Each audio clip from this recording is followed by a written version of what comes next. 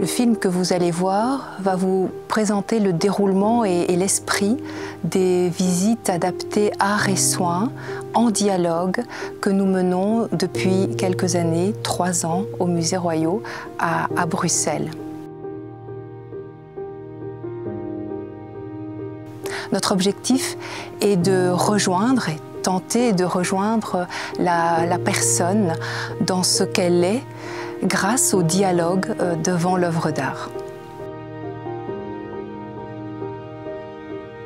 Centraal in onze werking staat wat we noemen het extramuros-bezoek.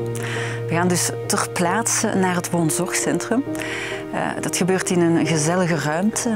We ontmoeten de bewoners, dat zijn er maximum 5, maar ook het verzorgend personeel en eventueel wat familie. We stellen enerzijds ons museum voor en dat doen we aan de hand van objecten, van beelden.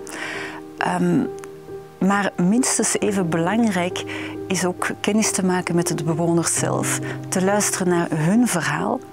En samen beslissen we dan ook welk deel van het museum we bezoeken, welke onderwerpen we bespreken. Dus heel belangrijk is die autonomie van de bewoner en dat te plaatsen in een veilige, in een aangename omgeving. Dus dat is het eerste luik, het extramuros-bezoek. En nadien, een week later, trekken we met dezelfde groep bewoners, verzorgend personeel naar het museum. En ook daar gaat het vooral om het genieten, om het beleven. Dus het bezoek gebeurt zeer organisch. We laten ons leiden door de blik van de bewoners.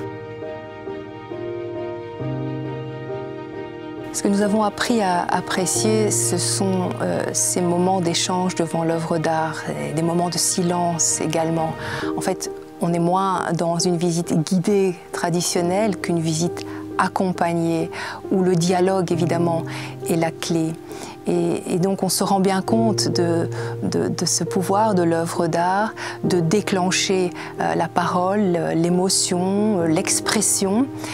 Et on est donc non pas dans de l'histoire de l'art, mais dans un échange où la personne tout à coup va se révéler, va aller au-delà finalement de ce qu'elle elle est peut-être d'habitude ou devenue et va surprendre son petit monde en se rappelant d'un élément, en exprimant voilà, un souvenir, une émotion.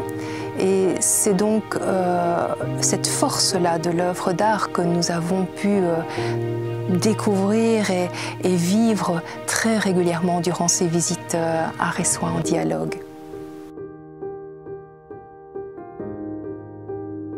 Wat ons vooral opvalt is het verschil in houding tussen enerzijds het extramuros-bezoek en dan de rondleiding in het museum. De bewoners komen binnen in een prachtig gebouw, worden omringd door schoonheid, nemen deel aan het dagelijkse leven. En wat het misschien nog veel mooier maakt, zijn ook de reacties van het verzorgend personeel, van de familie. Want ze zien vaak de bewoner, hun geliefde, in een totaal andere context. Ze zien andere reacties. En zelfs na het bezoek blijft eigenlijk die ervaring verder leven. Je dirais le premier est évidemment de se faire accompagner par un professionnel de la santé mentale, une référente, un référent démence, dès le départ, pour évaluer le projet et en cours de projet. Ça, ce serait mon premier conseil.